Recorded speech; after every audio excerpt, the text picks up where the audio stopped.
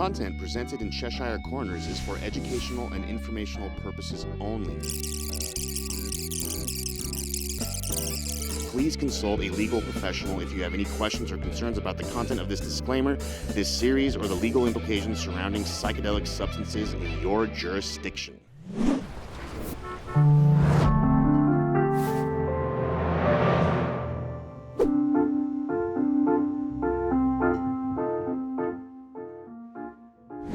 Welcome to Cheshire Corners. My name is Rita Tsaluk, and let's trip together through the looking glass.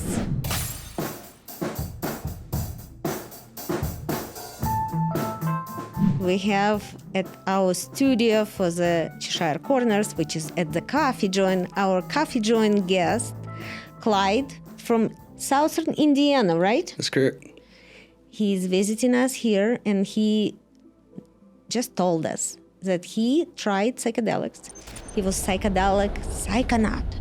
He went very, very far, maybe Mars, maybe Jupiter, maybe I don't know how far he went, but he learned something, and he knows what it's all about. So I can't wait to understand. So Clyde, welcome. Thank you. Yeah, this is just telling you earlier, I don't really have much of an experience in my youth with psychedelics. My first time I ever did it, I was 26, and I grew my own. Basically, Substrate was animal bedding, reptile bedding, because I didn't want the feces to interfere with my experience. Like I knew it would be something otherworldly. So you tried a lot of psychedelics, tons, right? You just told me LSD, DMT, and shrooms. by high amounts, right? Yeah. I've been down the rabbit hole. That's scary. Lived there for a while. You lived in rabbit. How long you lived in rabbit hole? I don't know, you lose time. Months. Probably years.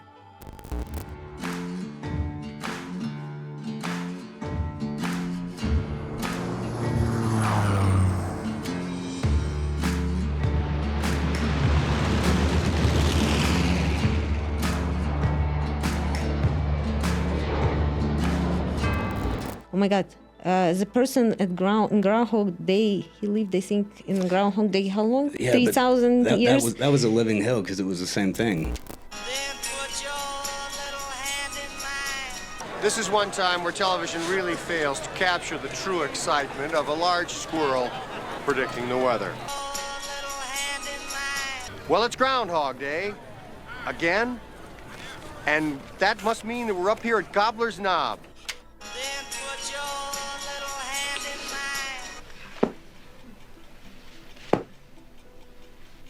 What would you do if you were stuck in one place and every day was exactly the same and nothing that you did mattered? This is pitiful. 1,000 people freezing their butts off waiting to worship a rat. You're hypocrites, all of you.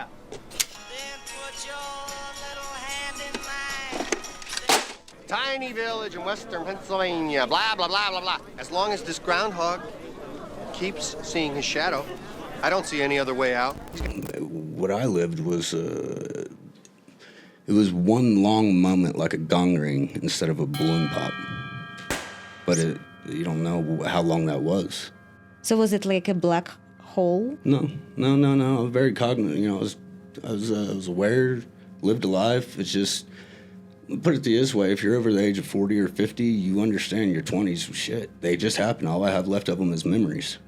So for how long you've been in that? You know, I understand the perception that it was thousands of years, but in real, what I learned while I was there, and this is why I can't really answer that, is because time doesn't exist.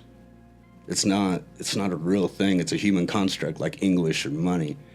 In nature, we have cycles and rhythms, like the ocean, for example, and the moon, and none of that is numbered, measured, or timed.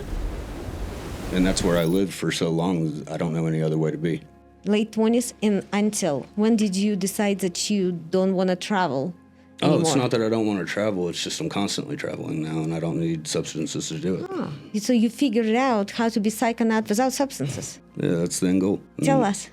We don't know anything about it. It's a big secret. I was touching on it, and it does have to do with exposure. It's neuroplastic. The more you do it with intention, you're going to get what you want out of it.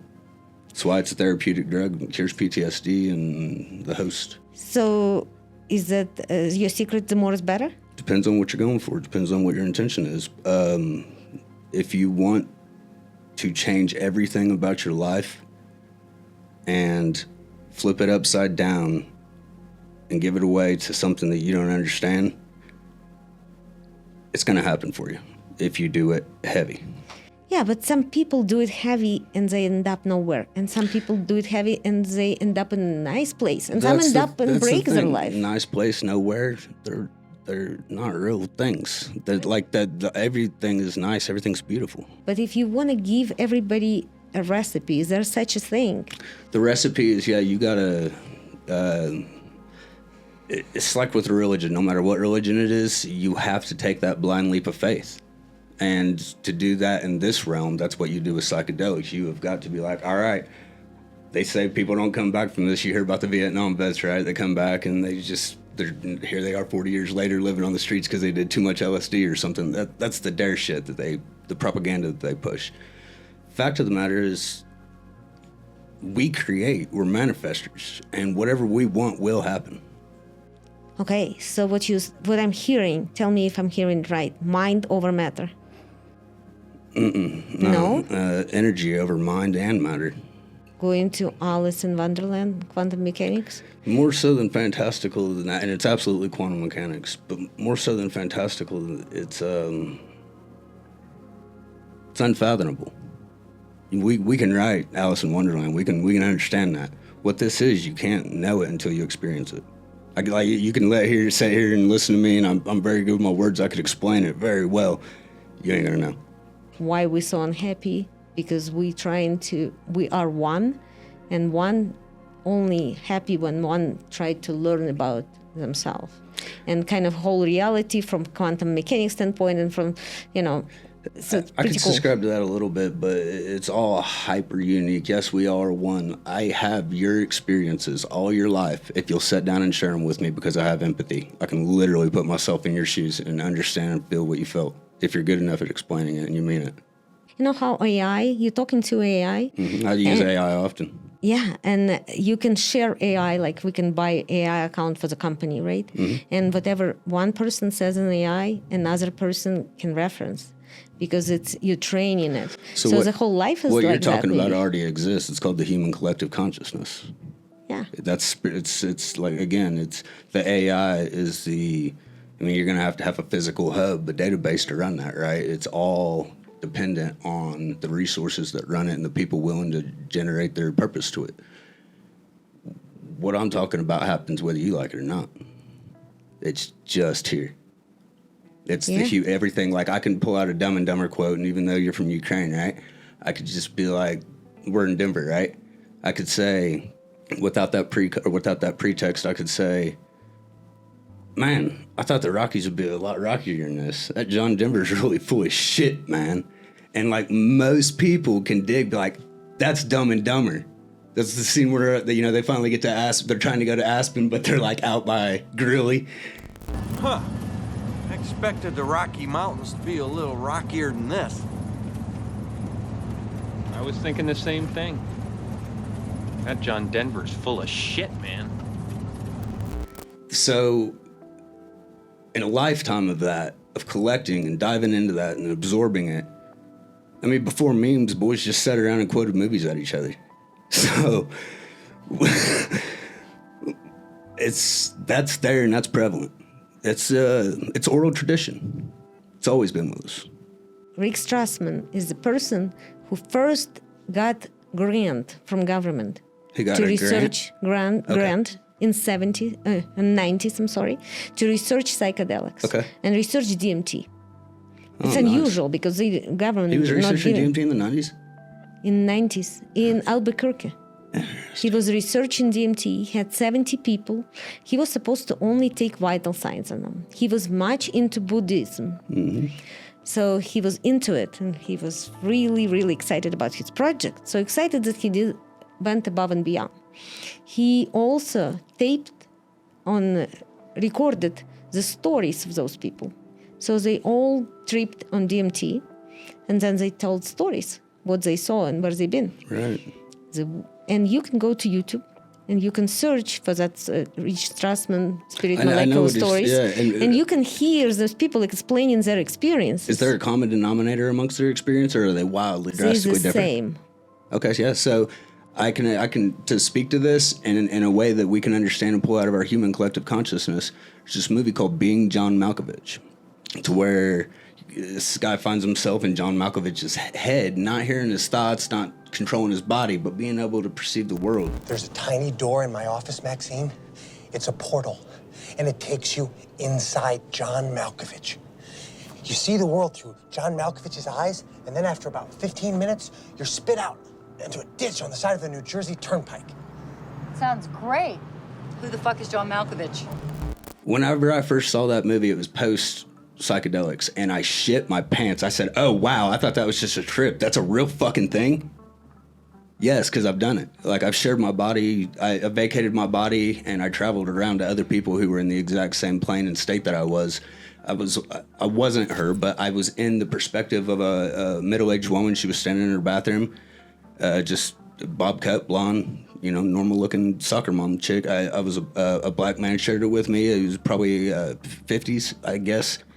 And I can't control him or do anything, but I've seen through him.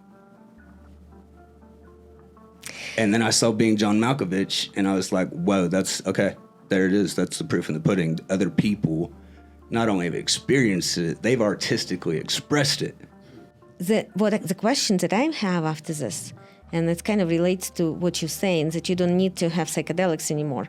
We all have DMT in us, right? Correct, but it's untapped until death. Well, we have it every night. That's what they say, that hallucination of seeing light and the high. The most DMT we have in our bodies, that our body generates DMT when we're born, when we die, and every night. Whenever you say when we're sleeping. And in extreme stress situations. And maybe in extreme stress situations. So that just proves that even in a life where we don't consume anything, we still have something within us. Like staring off into space. Uh-huh. Again, that's one of those things. You don't know how long you were doing it until somebody broke your attention, right? Is that maybe a small release of DMT that allows you to escape this realm and click in? Meditation? I never meditated in my life. Well, I don't know what people get out of it. I don't understand it. Yeah, so people meditate differently. There's Buddhist meditations of different kind, right? When you're trying to maybe get rid of some thoughts. I was never successful of get rid of thoughts. But to think clearly, and also think maybe in one day, and just give yourself a night and just say, okay, this is difficult. Let's think about it in the morning. And in the morning you comes out, oh, it's clear. Everything clears, everything comes together. And that's maybe that DMT at night just does wonders. I've been there, and I live there. That's why I never meditated. And for me, it's something I fundamentally understood whenever I first did psychedelics. Whenever you meditate, you're opening your vessel up because you have a problem. There's a discombobulation you're trying to fix, whether it be stress, anxiety, sleep, whatever, who cares? Don't matter, it's a bother, right? And you're trying to alleviate that through therapeutic grounding or mind clearing and purge these intrusive thoughts that just will not go away, right? This can be alleviated with the fundamental, real understanding, not the knowledge. I could tell you and you'd have the knowledge, but the understanding, you feel it. Our thoughts don't happen to us. We are our thoughts. Mm-hmm. We don't let them tell us things. We tell them things. If you don't understand that, then it might seem confusing, like there's a lot of shit just popping up there. But understanding that gives you a power to just clear it. And I just never meditated because I didn't know the risk of opening my vessel to the ethos. And I started with good, and I don't know if it would end with good. That's fair. Well, we need to understand more about it. Clean? Okay, and then Jonathan will be next, and then he will show it to me.